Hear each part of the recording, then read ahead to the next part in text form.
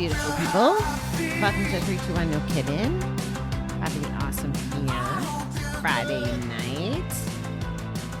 We are going to continue with our Recovery Dharma book. So just so you kind of know, I'm still reading my 10 pages a day, and we're going to be a little behind as we talk.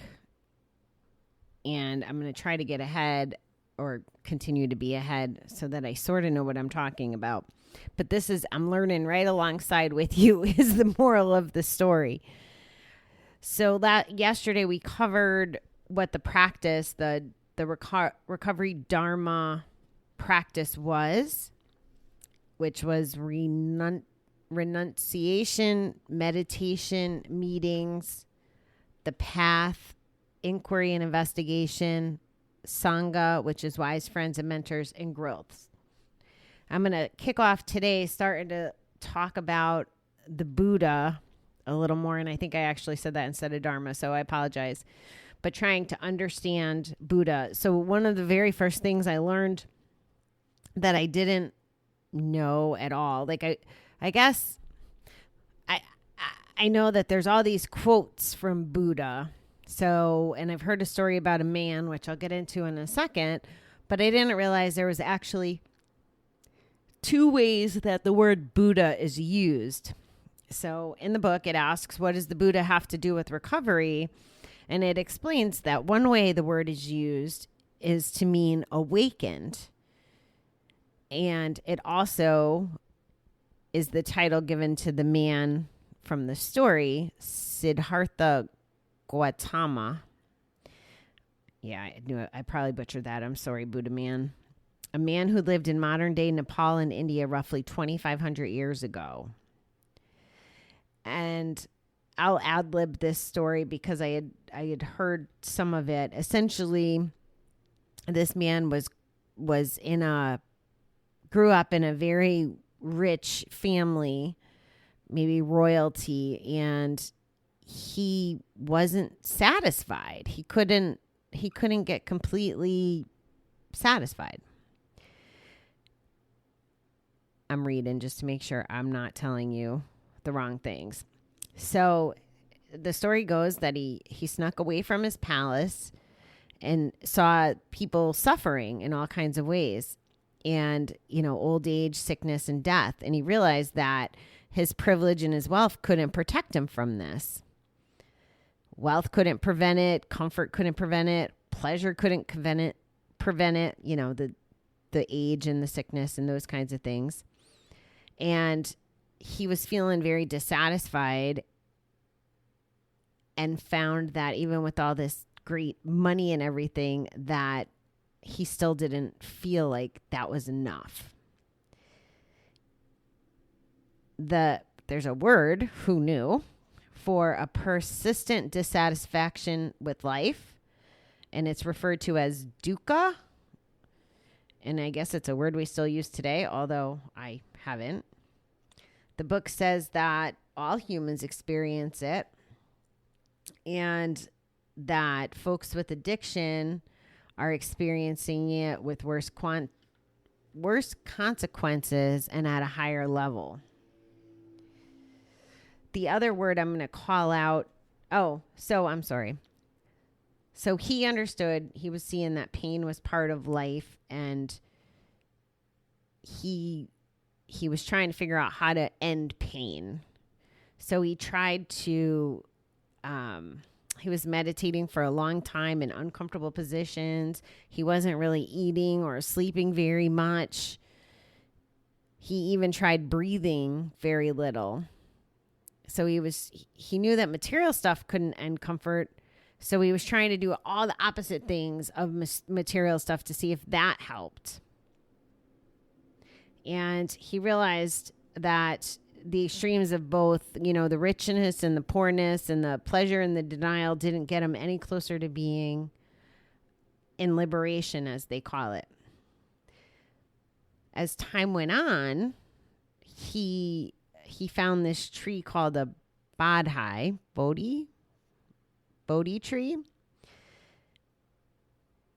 And when he was All right, this is the way it reads, so I don't screw this up.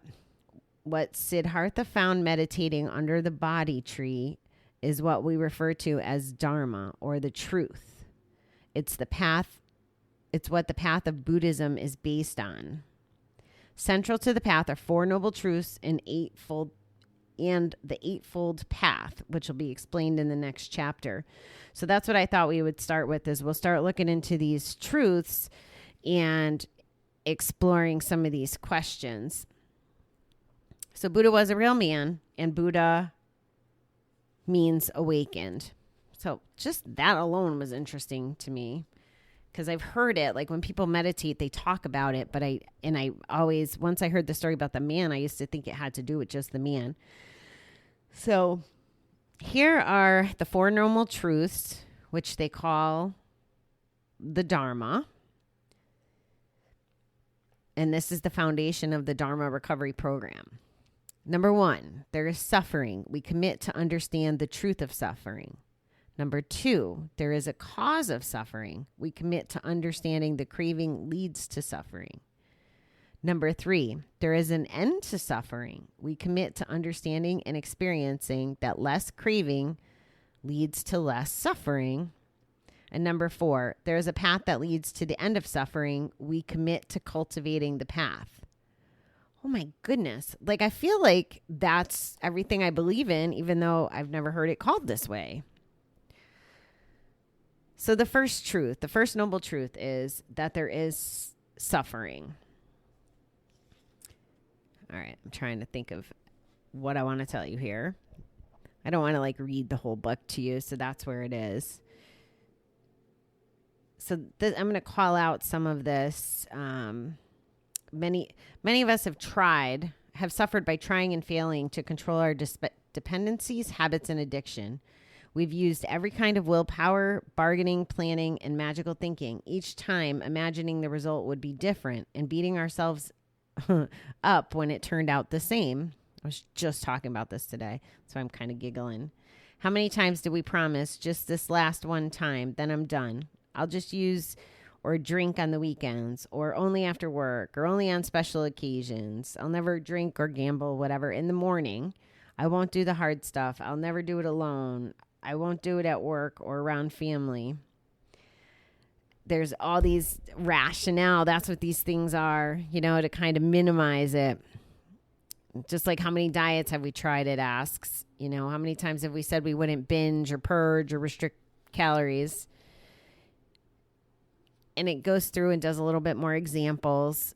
And with cutting, it gets into how many times do we attempt to cure our addictions with therapy, self-help books, cleanses, more exercise, changing a job or a relationship?